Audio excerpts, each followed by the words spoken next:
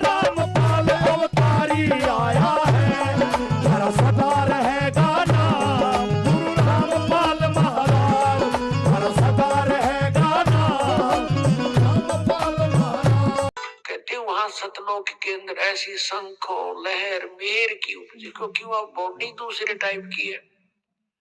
ऐसा शरीर नहीं है सतलोक में, शरीर एज इट इज है, सकल सूरत ऐसी है, मूर्त ऐसी है, लेकिन वो मटेरियल ये नहीं है। वो नूर एक तत्व से बना है, उसमें ये रक्त नहीं है, मांस हड्ड चाम नहीं है, एक नूर से बना हुआ है।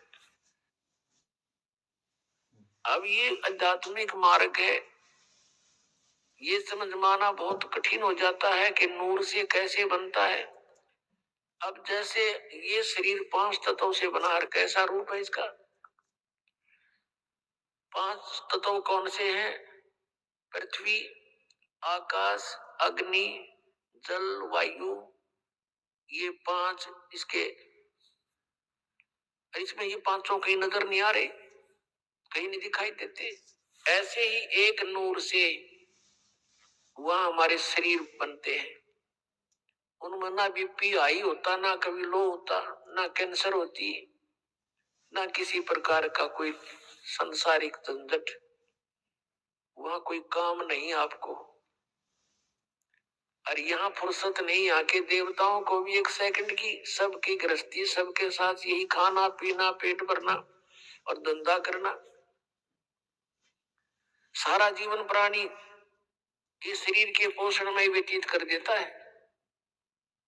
सुबह उठता है, उठते ही चाय पानी खाना बनाओ खाओ, फिर काम पर जाओ, दोपहर में फिर खाओ, फिर अपना काम करो, फिर शाम में खाओ, और फिर उठते फिर चलो। आजीवन तक यही करते करते इस शरीर से कार्य लेने के लिए इसमें पहले हमें आहार डालना पड़ता है, और इसी व्यवस्था में सारा जीवन व्यर्थ हो जाता है।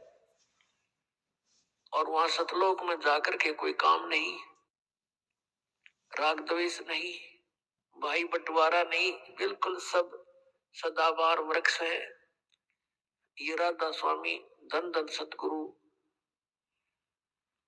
और ये जय गुरुदेव वाले पंथ के गुरुजन, इन्हें कह कहेगा पता नहीं। और कहते हैं सतलोक में प्रकाश ही प्रकाश है, चेतन ही चेतन है, और परमात्मा निराकार है। आत्मा परमात्मा में, मोक्ष प्राप्त आत्मा परमात्मा में ऐसे लीन हो जाती है जैसे बूंद समुद्र में। अरे भले आदमियों, परमात्मा के दर्शन के लिए महापुरुषों ने समाधियां लगाई।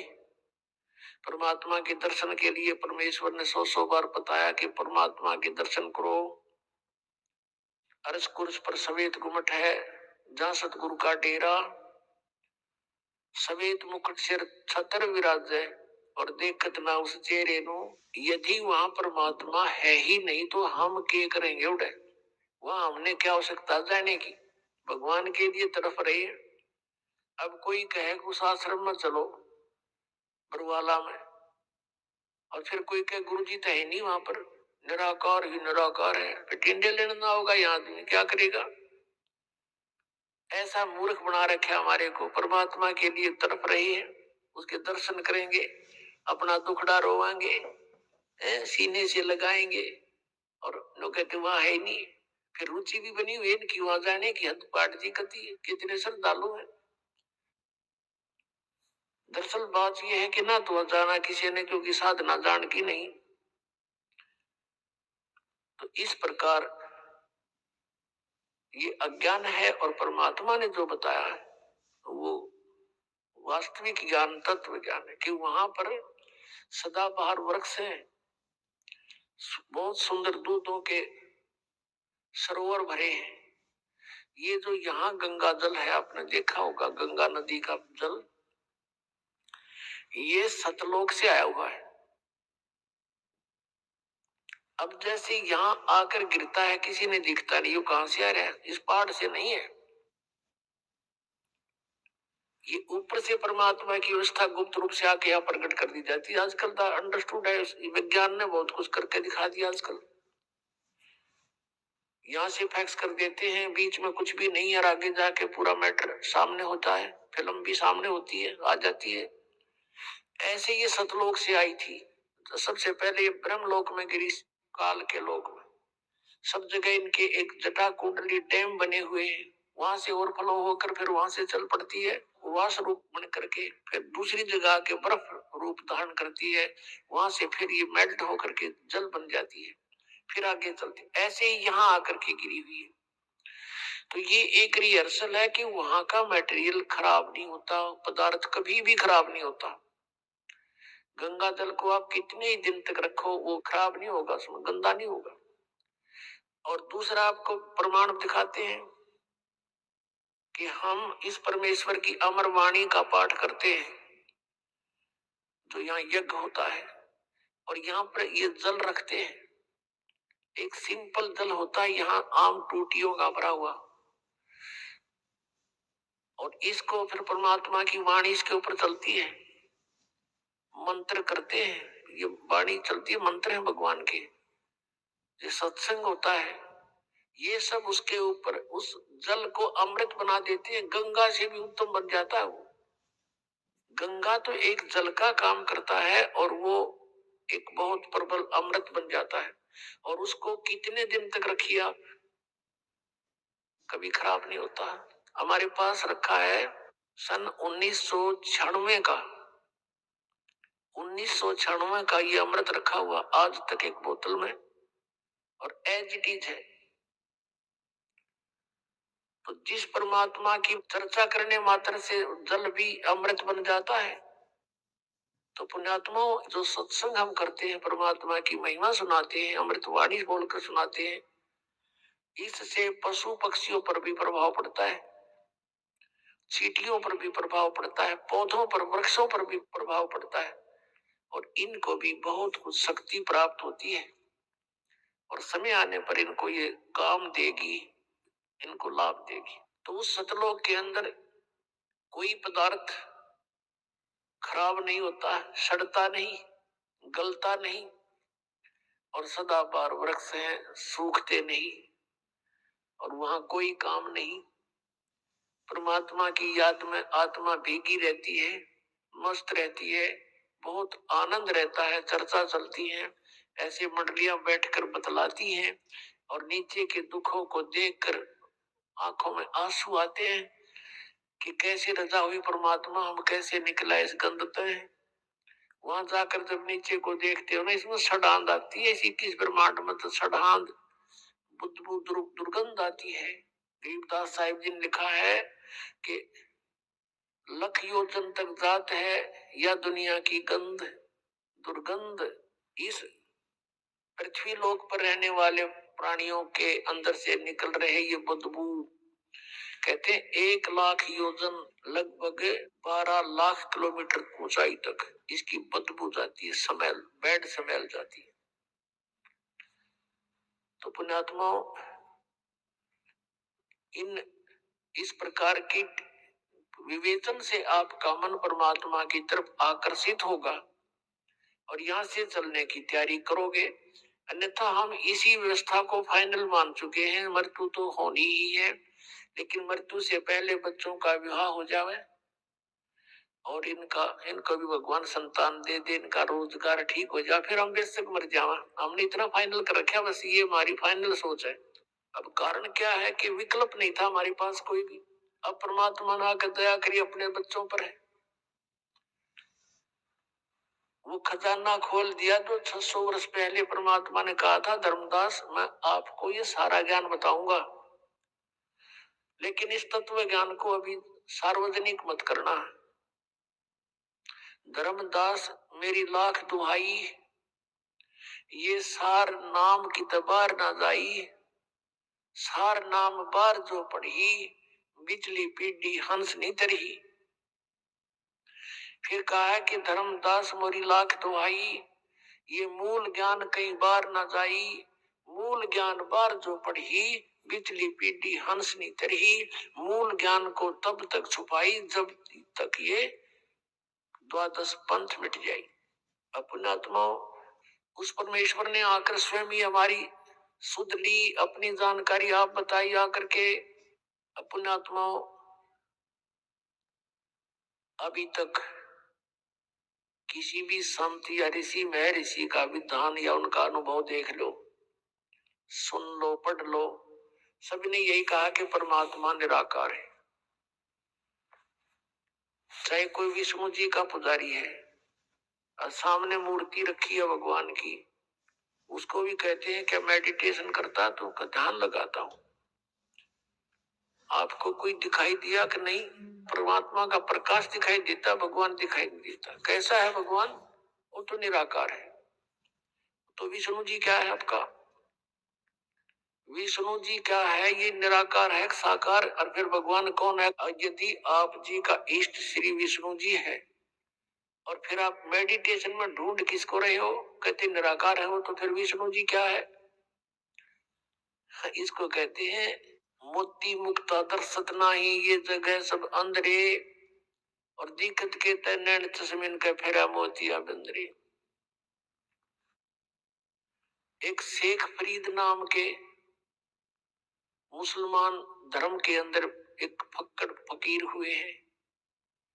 बचपन से उसकी श्रद्धा भगवान में थी। पुण्यात्माओं, जो पुण्यकर्मी प्राणी पिछले जन्म जन्मांतर से परमात्मा की साधना भक्ति करते आ रहे हैं, उन्हीं को आज एक विशेष तरफ है परमात्मा के पाने की। यहाँ गरीबदास महाराज जी कहते हैं, साधों से ती मस्करी और चोरा नाल खुशहाल, ये मल अखाड़ा जीतेंगे युगन युगन के माल। यदि आप जी किसी को ये सच्चाई बताने की चेष्टा करते हो तो आपका मजाक करते हैं। और इन झूठिया ने दुनिया भुका कर डाल दी, अपने करोड़ों शिष्य बना दिए एक अटबट करके। कहते हैं चोरा नाल खुशहाल, देखो के लश्कर फिरे ये बाणी चोर कठोर, सतगुरु धाम न पहुंचेंगे ये 84 के ढोर।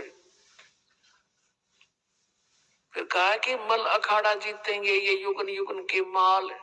माल माने रेसलर, पहलवान, जो एक्सरसाइज करता है डेली और कभी समय आने पर उसकी कुश्ती किसी के साथ होती है, रेसलिंग, तो वो मल अखाड़ा, वो मल ही जीता करते हैं, पहलवान ही जीता करते हैं। आप जी उस परमात्मा के अखाड़े के पहलवान हो। बेटी, भाई, बहन, बुजुर्ग जो भी है, जैसा भी है, युगों युगों से आप ये एक्सरसाइज करते हुए आ रहे हो। आप ही में से पार का नंबर आओगा। जैसे बच्चे स्कूल जाते हैं विद्यालय में, तो जो विद्यालय में जाते हैं उन्हीं में से पास होते हैं। और कोई जो पाली जाता है, गधा पर बारी लेता है, बैठ कर सवारी करता है, स्कूल नहीं जाता है, तो वो पास नहीं होते। आप ही पार होगे। अब आपको वो विद्यालय मिल गया जहां सीधी टिकट सतलोक की मिलती है। तो अब आप पिछले जन्म जन्मांतर से तपस्या साधना भक्ति जैसी भी पता लगा भगवान के लिए अवश्य प्रयत्नशील रहे हो और तुम्हारे में से आज सिलेक्शन हो रहा है। आप कहीं भी गए हो, भगवान के लिए गए थे, किसी संत के शिष्य बने या किसी मंदिर मस्जिद गुरुद्वारों में आपने जाकर साधनाएं की, कहीं गुफा में गए, कोई तप किया, कोई व्रत किया, परमात्मा के लिए प्रयत्नशील थे। आप पिछले जन्मों के पहलवान थे, आप माल थे पिछले जन्म जन्मांतर के, लेकिन आपको दिशा ठीक ना मिली, जिस कारण से आत्मा आपकी भगवान बिना नहीं रह सकती। इस काल ने हमारे को मूर्ख बनाने के तरीके बहुत अपना रखे हैं। कोई शुक्रवार का व्रत रख के अपने आप को संतुष्ट मान रहा रखे रहे, कोई सोमवार का व्रत रखता है तो बहुत अच्छा रखे रहे, क्योंकि सैकड़ों समर्थक है, हाँ सही है, मैं भी करता हूं।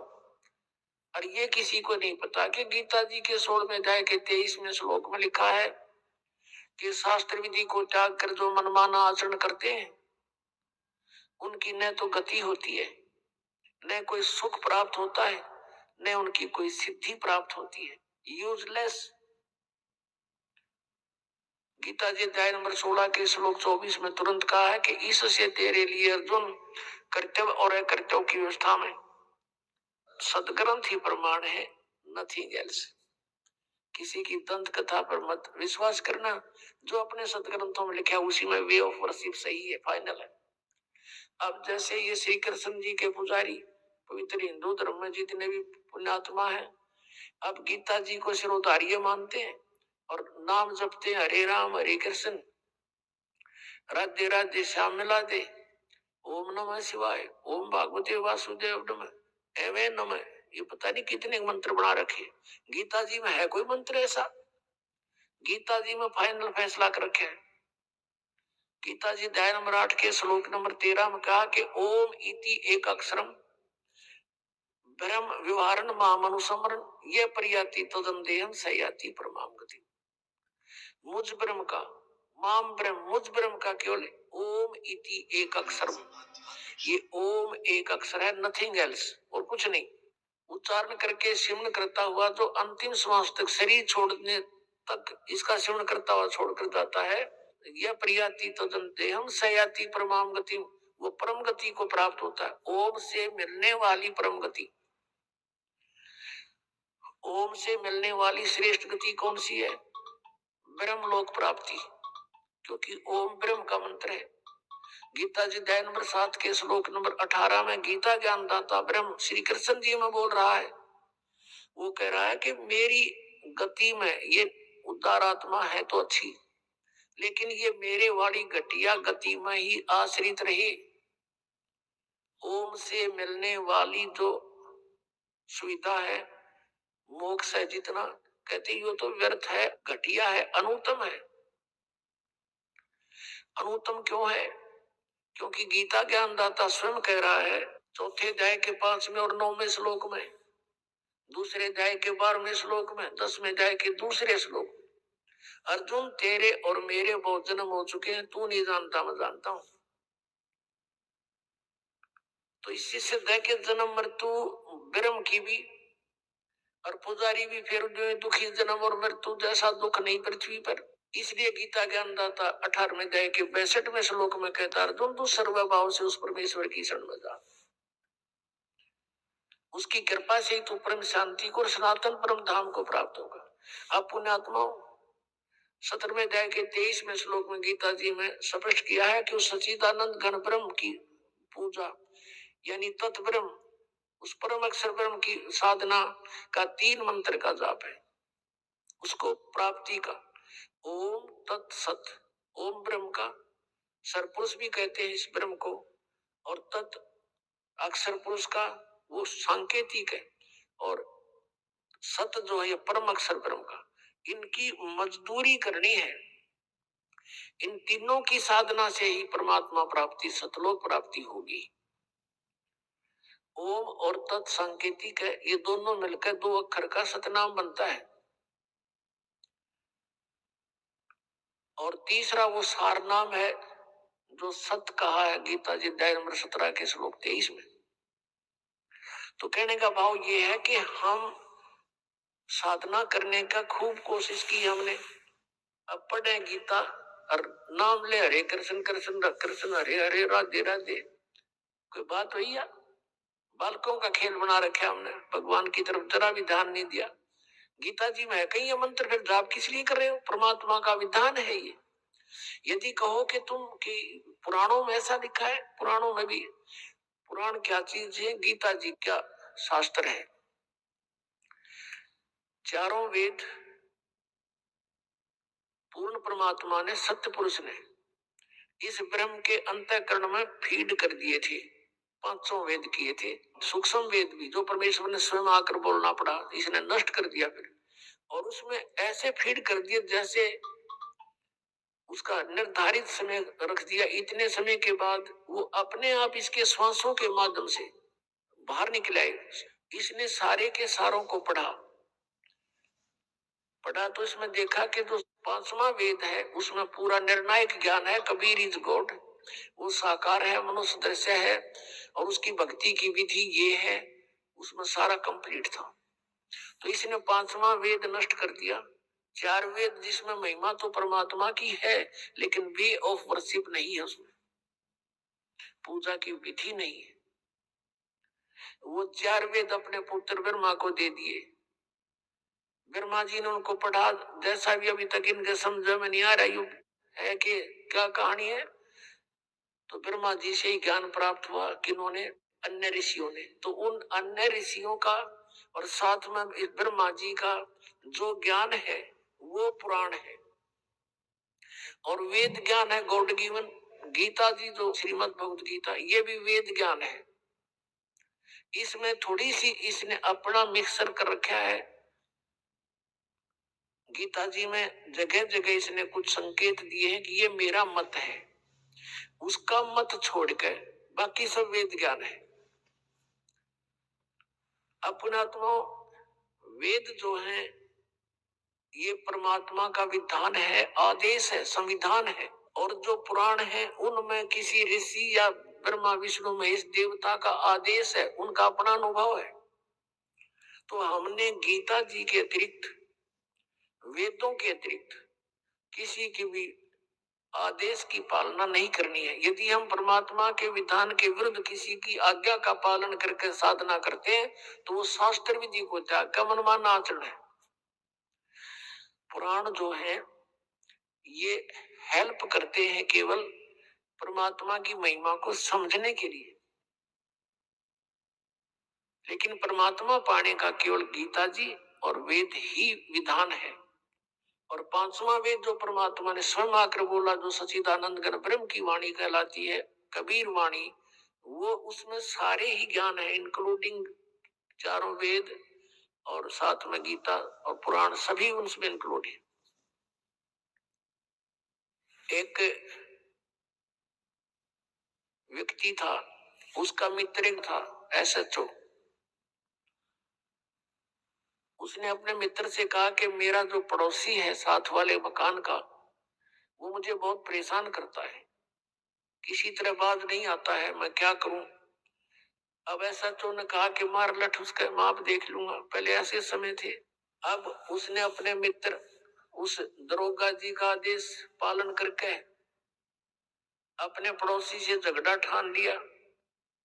लट्ठम लट्ठा हो गए, पड़ोसी मर गया। अब वो साथ वाले मकान का व्यक्ति मर गया तो उसको पकड़ कर ले गया वही एसएचओ जो उसका मित्र था, और कोतवाली में दे दिया और उसको सजा होगी, सजाए मौत होगी। अब उसने क्या गलती करी कि राजा का विधान है कि कोई किसी की हत्या करेगा उसको सजाए मौत दी जाएगी। उस व्यक्ति ने एक अधिकारी की आज्ञा का पालन करके और अपने साथी का लठ मार कर मृत्यु कर दी, राजा का विधान तोड़ दिया। अब राजा के विधान अनुसार उसको सजाए मौत होगी, वो अधिकारी कुछ नहीं कर सका। तो पुण्यात्माओं, हमने ऐसे जानना है कि जो वेद और गीता ये परमात्मा का विधान संदेश है, इसमें जो लिखा वही फाइनल है। इसके अतिरिक्त ऋषियों की, देवताओं की जो अपने अनुभव की बातें हैं वो हमने पूजा की विधि में स्वीकार नहीं करनी, क्योंकि वो एक अधिकारी का आदेश हो जाएगा। उसको पालन करने से भगवान का विधान खंड हो जाएगा और हम दोषी अपराधी हो जाएंगे। अब प्रसंग चल रहा है कि आज तक हमें परमात्मा की जानकारी यथार्थ रूप में नहीं हुई। एक शेख फरीद नाम का मुसलमान धर्म में उत्पन्न एक पुण्यकर्मी प्राणी था। पुण्यात्माओं, हम आज से नहीं जन्म मर रहे, असंख्य जन्म हो गए, और इस चतुर्युगी में हम सतयुग से लेकर आज तक जन्मते मरते रहे। और इस कलयुग से पहले हम अलग, ना कोई मुसलमान था, ना हिंदू था, ना सिख था, ना ईसाई था। सब वैदिक धर्म को मानने वाले होते थे, वेदों अनुसार ओम नाम का जाप करते थे, और कोई साधना वो सर्व यज्ञ हवन आदि करते थे, 500 यज्ञ किया करते थे। अब हमारे आपस में संस्कार एक दूसरे के मिक्स हैं। आज कोई हिंदू धर्म में जन्मा है तो कल मुसलमान धर्म में जन्म ले सकता है। आज कोई मुसलमान धर्म में कट्टर हुआ बैठा, कल मृत्यु होगी, उसके बाद वो हिंदू धर्म के अंदर जन्म ले सकता है, ईसाई के भी ले सकता है, ईसाई भी की मृत्यु के बाद ईसाई भी यहाँ आ सकते हैं हिंदू धर्म में, और सिख धर्म में भी जा सकते हैं। तो कहने का भाव यह है कि हमने अपनी बुद्धि को बहुत ऊपर उठाना पड़ेगा, तब हम इस काल के जाल से निकल पाएंगे। तो पुण्यकर्मी प्राणी शेख फरीद बचपन से ही परमात्मा में उसकी श्रद्धा बनी, पिछले संस्कार प्रबल थे उसके। उसके लिए थोड़ा सा कथा सुनाते हैं कि वो शरारती बहुत था, उलाने बहुत लाता था, गांव में जाकर के दूसरे बच्चों के साथ झगड़ा कर देता था, किसी को कुछ छेड़छाड़ कर देता था आपस में बच्चों के साथ, या किसी के घर में घुस के उनका कोई बर्तन बुर्तन उटपटंग कर देता था, उलाने आते थे। उसकी माता बहुत तंग होगी, उसने सोचा अब क्या करूं, इसको कैसे शांत करूं। तब उसने एक दिन सोचा कि इसको कहती हूं कि बेटा तू नमाज कर ले। शेख फरीद की माता ने कहा कि बेटा तू नमाज करा कर, छोटा ही बालक था 3-4 वर्ष का। कहने लगा क्यों, मैं क्यों करूं नमाज, मुझे क्या मिलेगा। और वो उसका फेवरेट फ्रूट था खजूर, जो है वो खजूर बहुत खाता था, उसको बड़ा पसंद थे। उसने कहा, माँ ने कहा बेटा अल्लाह तुझे खजूर देगा, कि सचमुच प्रतिदिन, हाँ प्रतिदिन देगा। वो कहने लगा माँ बता फिर कैसे करते नमाज। बोली डट जा, कोई समय होता है नमाज करने का, मैं बताऊंगी, इतना बैठ जा। वो इतना बैठा रहा। अब माँ ने सोचा मेरा काम करने का समय है, इसने ला दो नमाज करन, और तू दंत काम कर लेगी, इतनी ना तो तेरा पता नहीं क्या उलाने लाओगा। उसने एक कपड़ा बिछाया और कहा बेटा ऐसे मत्था टेक ले और यूं कहता रहे अल्लाह मुझे खजूर दे, अल्लाह मुझे खजूर दे, यही नमाज है। और तो उसके याद क्यों होती बालक के। जब उसने काफी देर करता रहा, उसकी मम्मी ने क्या किया, एक पत्ते में खजूर लपेट के, थोड़ा सा खजूर 2 पत्तों में उस कपड़ा बिछा रखा था, उसके नीचे रखे ही। और जब सारा काम कर लिया, जब कहने लगी बेटा आंख खोल दे बाजा, वो उठा, उसने देखा इधर उधर, कहने लगा माँ अल्लाह ने खजूर तो दिया ही नहीं, मैं नहीं करूं आज के बाद बिल्कुल भी। उसकी माँ ने कहा बेटा अल्लाह ऐसे सरेआम थोड़ा ही देता है, वो तो गुप्त देता है बेटा, देख कहीं रख गए होंगे आसन के नीचे। उसने कपड़ा उठाकर देखा तो रखा मिला, खावर कूद है, खा लिया, वाह जी वाह। फिर कहता माँ अब फिर बता कब करनी है वो नमाज। एक दिन क्या हुआ कि माता ऐसे प्रतिदिन उसको बैठा दे, वो ऐसे ही बिल्कुल दर्द होकर 2-2, 3-3 घंटे उठे को नहीं। एक दिन उसकी माता वो खजूर रखना भूल गई और उसने कह दिया आजा बेटा। वो उठ गया, उसने उठाकर पल्ला देखा, खजूर रखी जैसे पहले रखती थी उसकी माँ। अब फिर उसकी माँ के भी याद आ गया, आज तो मेरे से गलती होगी, कभी नहीं करे विसा नालायक से, आज इसको खजूर मिले नहीं। तो उसी समय वो खजूर खाता हुआ आ रहा था। उसकी माँ ने कहा बेटा ये खजूर कहाँ से लाया तू, अल्लाह रोज देता है मुझे। कहने लगी कहाँ था ये खजूर, वहीं जहाँ पहले रखते थे, आज दिखाऊं, एक पत्ता तो वहीं छोड़ के आया हूँ नीचे वाला। अब जाकर देखा सचमुच खजूर जो के जो। उसकी माँ तो हैरान रहेगी कि परमात्मा बड़ी सुनी ना, था के बाद तो कभी नहीं करा नमाज। कहने का भाव ये है कि कहते हैं पिछली तब से होते हैं पूर्ण हंस मुराद, पिछला संस्कारी हंस था, परमात्मा ने आस्था बढ़ानी थी। उसकी माँ का भी फिर लगन बन गई, बस नकली सा काम करया करती। उस दिन के बाद उसकी माँ का भी दृढ़ विश्वास हो गया भगवान है, अल्लाह है कहीं पर। तो जब वो बड़ा हुआ तो उसने घर त्याग दिया, क्योंकि रुक नहीं सकता वो प्राणी जिसको चाह भगवान की है। अब जो परंपरागत उनकी क्रियाएं थी, मांस खाना, वो उनको पसंद नहीं था उस प्यारी आत्मा को। उसने छोड़ दिया कि ये तो कोई दची नहीं बात, हिंसा करके भगवान मिला करते हैं कभी। अब वो शेख फरीद पुण्यात्मा परमात्मा की तलाश में कहा जाते हैं, संत के पास। कि संतों के पास परमात्मा के पाने की विधि होती है। एक फक्कड़ फकीर था, सिद्ध पुरुष था, साधना करता था, सिद्धि में प्रसिद्ध हो रहा था। उसके पास पहुंच के उनसे बातें की, उसने अपना जो साधन जाने था वो बता दिया। बेटा, कठिन से कठिन तप कर, जितना कष्ट दोगे शरीर को उतना ही भगवान निपटाएगा। अब शेख प्रीत तो गई भगवान पाने के लिए थे, दिन रात अपने खूब कष्ट करें, जो भी गुरु जी आदेश थे वही पालन करें। अब शेख प्रीत गए हुए थे किस लिए? परमात्मा के लिए, और गुरु जी के आदेश का 100% पालन करते थे। उस आश्रम में उनके पास और भी 5-7 शिष्य रहते थे। और शेख फरीद के जाने के बाद उनके गुरुदेव की उस बच्चे में वो ज्यादा प्रिय लगने लगा, क्योंकि वो हर कार्य को उनकी इच्छा अनुसार करता था। ऐसे बैठा रहता था या खड़ा रहता था जब तक आज्ञा नहीं होती थी। उनके गुरुजी अधिकतर उसी से सेवा लेते थे। तो अन्य शिष्य ईर्षा करने लगे कि शेख फरीद तो गुरुजी के हृदय में बस गया और आश्रम इसको देंगे लास्ट में मृत्यु के बाद, और तुम रह गए। अब घर छोड़ दिया परमात्मा पाने के लिए, और वहां जाकर फिर ये राग द्वेष अभिमान बढ़ाई की भूख क्यों की क्यों? फिर किस लिए डले ढो रहे हो वहां पर? अगर तुमने आश्रम की जरूरत है, भगवान की नहीं रही, मान बढ़ाई की भूख है, तो भक्त नहीं। ये शेख फरीद में नहीं थी। अब अन्य जो शिष्य थे उन्होंने सोचा इसको गुरु जी की नजरों से गिराते हैं। वो जो सिद्ध पुरुष था, मुसलमान धर्म में फक्कड़ फकीर था, तपस्वी था, वो क्या करा करता? हुक्का पिया करता खाना खाते समय, और शाम के समय विशेषकर हुक्का पीकर तुरंत सो जाता था, सुबह वक्त से उठ जाता था। तो आश्रम में प्रत्येक भक्त की एक दिन की सेवा बांट रखी थी कि इस दिन वो सारी सेवा करेगा, इस दिन वो करेगा, इस दिन वो करेगा। जिस दिन शेख फरीद की सेवा का टर्न आया, उस दिन अन्य सेवकों ने सोचा कि आज इसको गुरुदेव की नजरों से गिराते हैं। वर्षा का मौसम था लेकिन वर्षा नहीं हो रही थी।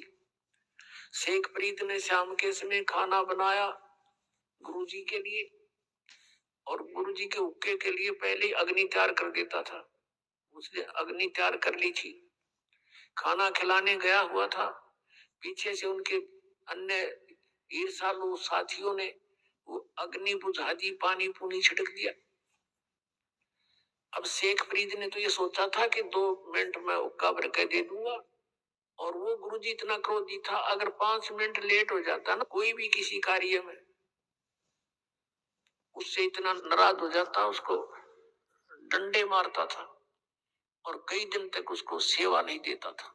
तो अब शेख फरीद जी गए अपनी मस्ती में कि जाके हुक्का भर दूंगा, जाके देखा आग नहीं है। अब शेख फरीद को तो भाई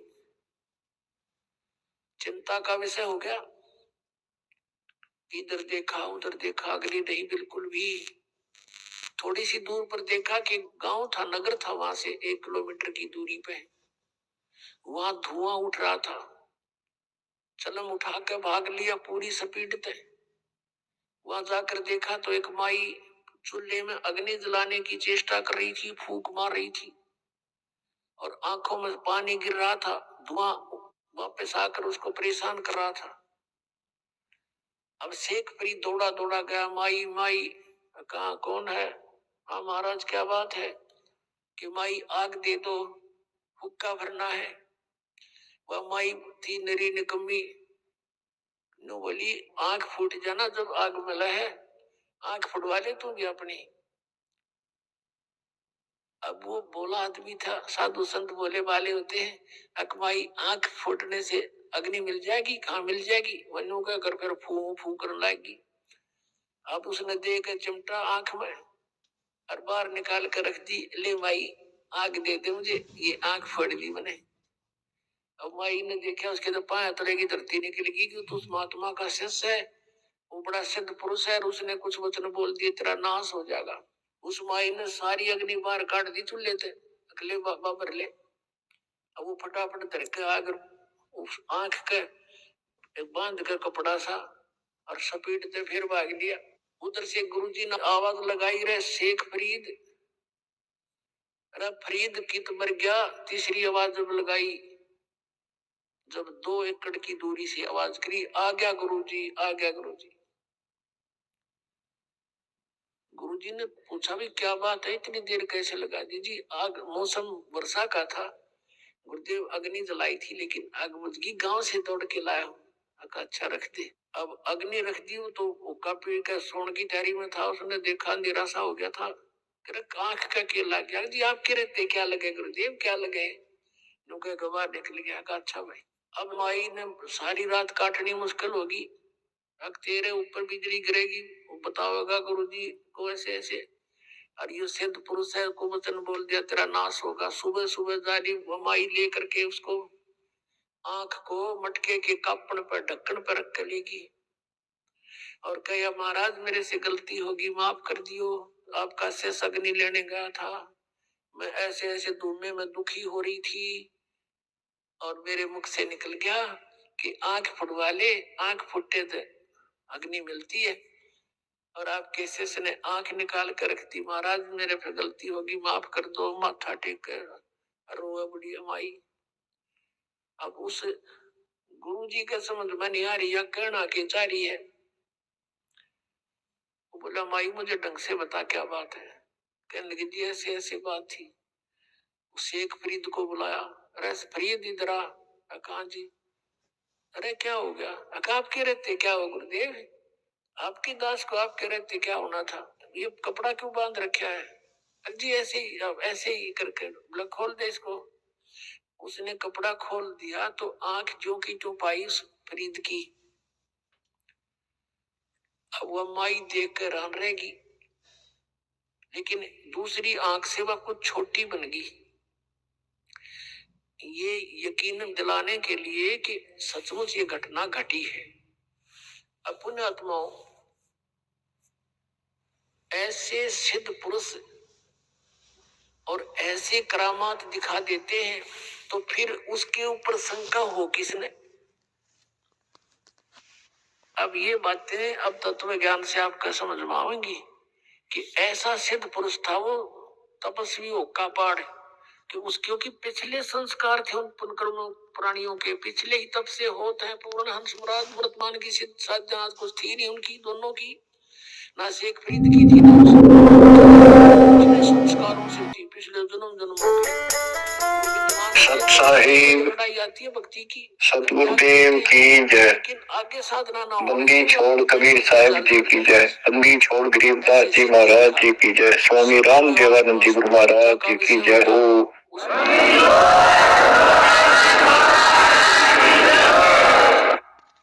सर्व संतों की जय, सर्व भक्तों की जय, धर्मी पुरुषों की जय। श्री काशी धाम की जय, श्री सुदानी धाम की जय, श्री कोथा धाम की जय, श्री गुरुवाया धाम की जय। मृत्यु होगी सत साहिब। मृत्यु के उपरांत शेख फरीद ने नमो नमो सत्य पुरुष को नमस्कार करनी है। गुरुजी ने कहा कठिन तप करो, भगवान सर्वस्दीन। शेख फरीद तो परमात्मा पाने के लिए सतगुरु साहिब संत संत और भगवान ना मिला जिस मनुष्य का बनेगा क्या इस मिट्टी का, ये सोचकर आगे पीछे मत हुए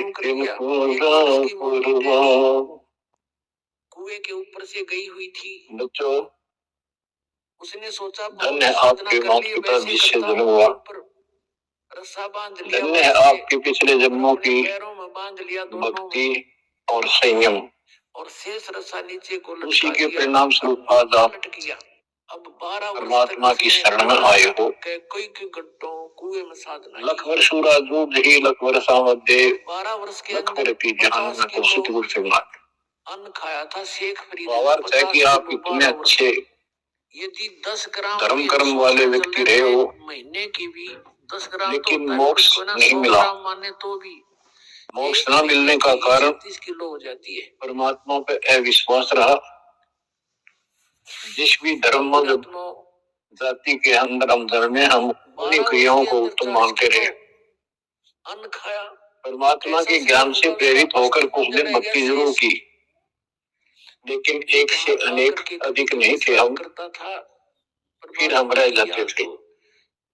उसमें तरफ में लेकिन ये परमात्मा हमारे पिता हैं, कबीर साहब हमारे सत्य साक्षी हैं, हमारे एकमात्र हितैषी हैं। इन काल के एक एक ब्रह्मांड रूपी नरक में शरीर पर कहीं मांस था ही नहीं। उन्होंने सोची बच्चों, कबीर साहब कहते हैं झूठे सुख को सुख है ये मान रहा मनमोद, थोड़ा सा मुंह ये सकल कभी ना काल का कुछ मुख में कुछ क्रोध। मेरे शरीर पर कहीं मांस हम इस झूठे सुख को सुख मान रहे हैं। इसको खा लो, थोड़ा सा धन हो गया, कार कोठी होगी, बेटा बेटी होगी, इसको ना डिस्टर्ब करो, और फिर सारा दिन बकवास दो, क्षत्रिय कुछ नहीं सोचता। आशा है धन जोड़ लो, हेरा फेरी कर लो, देखना है, आंखें आंखें और अधिक पैसा हो जाता है, राजनीति रिवाजों में तो खा लो।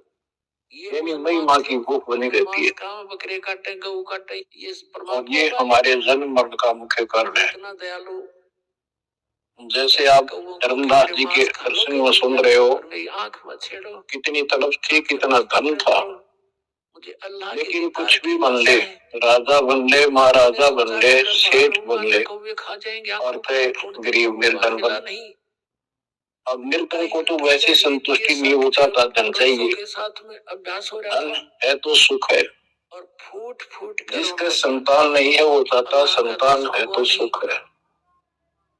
कोई सेठ अब धन वाला सोचता है कि मुझे कोई सुख नहीं, सुख तो इन राज्य महाराजों को होता है। फूट फूट कर रोने लगा। राज्य महाराजों को सपने में भी सुख नहीं होता। परमात्मा कहते हैं तो यह बात जिस दिन आपके हृदय में बैठ जाएगी स्वर्ग में कि ये सुख है ही नहीं, कबीर ढूंढता रात को भी नींद नहीं आती राजाओं को, नेताओं। इस तरह के साधक पिछले, लेकिन कुछ दिन कमांड चलती है इनकी, इसी में खुले रहते हैं, लेकिन बीच में ये भी सोचते हैं कि स्वर्ग में सुख होगा।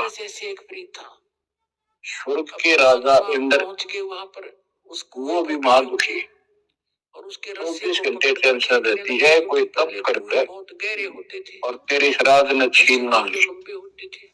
स्वर्ग का राजा नीचे यज्ञ करके या तप करके बनता है, आ गया पाली, और उसमें एक शर्त होती है कि तेरे शासन के दौरान, पहले भी ऐसे तेरे शासन काल में यदि कोई पृथ्वी पे ऐसा तप कर लेगा जो खंड ना हो, बाबा जी उस संत के उस समय निर्धारित है, और 100 अश्वमेध यज्ञ निर्बाध कर गया तो तेरी पदवी को छीन लिया जाएगा, उसको ये पद दिया जाएगा। सिर में चोट ना आ जा। और तो कभी बच्चों, कुएं के इधर उस राज को बनाए रखने के लिए इंद्र कुछ देर छेड़छाड़ कर चले जाते, हद भी पार कर देता है, पता था उसका कि अति कर देता है, इज्जत बेइज्जती का सवाल भी नहीं रहता।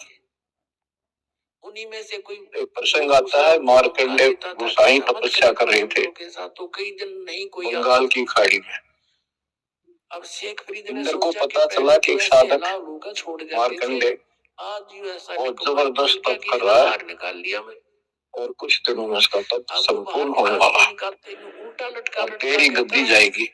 अरे भाई मुझे उसने अपने देवता गुप्त रूप में गुप्तचर छोड़े होते हैं।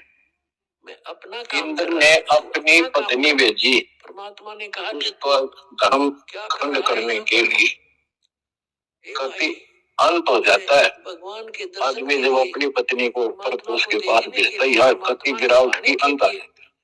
मैं साधना कर रहा, इतना जलील होना पड़ता है राज्य को बनाए रखने। कहा कि मैं हूँ और वो भी हार जाती है, फिर इंद्र जाता है।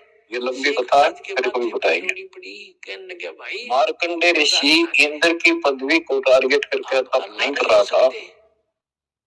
ये ऋषि क्या करते रहते हैं, ओम नाम का जाप करते हैं, अल्लाह दिखाई थोड़ी तप देता है। करते हैं। परमात्मा तब से इन्होंने ब्रह्मा जी से लिया। फिर तू डरे ढो इसमें। ब्रह्मा जी कमल के फूल पर बैठे थे, जब वो होश में आए, प्रयत्न कर रहा हूँ, कमल जल पे होता, कमल का फूल निराकार बतावे तो सब जगह जल ही जल था। आकाशवाणी हुई कि तप करो, करने का जो निराकार है, या आकाशवाणी उसने भगवान की मानी। 1000 वर्ष तप किया, ज्ञान का तो चमका ऐसा लग गया। फिर आकाशवाणी हुई सृष्टि रचो, एकदम उसकी यानी जीव उत्पत्ति करो। मालिक खड़े सामने। तो कहने का भाव ये है बच्चों, फिर बाद में को वेद मिले, ये फिर माना वेद समझना पढ़े। कि शेख फरीद ये को सारे ब्राह्मण कोई ब्रह्मा की अलग संतान है। परमात्मा तो नहीं हो सकता, इनका सबका गुरु लेकिन ब्रह्मा जी है। परमात्मा का बाखबर जरूर है। ब्रह्मा जी ने इनको बताया ओम नाम का जाप वेद में लिखा है। लटके पैर पकड़ दिए कि महाराज बच्चों, ब्रह्मा जी ने वेदों को पढ़ा, उसमें यजुर्वेद अध्याय 40 मंत्र 15 में ओम नाम है। चारों वेदों में कहीं और दूसरा नाम नहीं, ना दोबारा ओम नाम का जिक्र है। तो इन्होंने ओम नाम तो वेदों से ले लिया और तब आकाशवाणी मान ली भगवान की ब्रह्मा जी ने। तो ईश्वर ने उसी आधार पर साधना की। नहीं तो दीदार सब दाना नहीं चाहिए तुम्हारे। मार्कंडे भी वही जड़े डो रहा था। उसको इतना जरूर पता था कि इंद्र का राज एक अन्य गानी ओम के जाप से ब्रह्म लोक प्राप्ति होती है। परमात्मा ने क्या कहा कि बेटा तो ओम नाम का जाप करता था, उधर से वो तप भी करता था। शरीर के साथ तरीके से ओम नाम के जाप से ब्रह्म लोक प्राप्त होता है।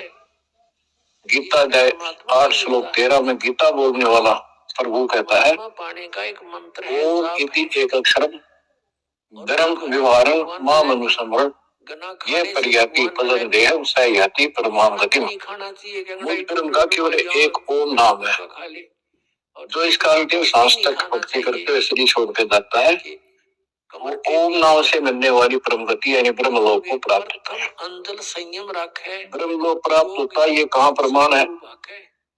श्री देवी महापुराण, श्री देवी जी दुर्गा जी राजा हिमालय को बताती है। राजा हिमालय कहता है जी मुझे मोक्ष मार्ग बताओ। वो देवी का परम भगत था। साधना कर, फिर शेख फरीद देवी ने राजा हिमालय को बताया कि ओम नाम का जाप कर इससे ब्रह्म की प्राप्ति होगी। दिव्य आकाश रूपी ब्रह्म लोक में रहता है।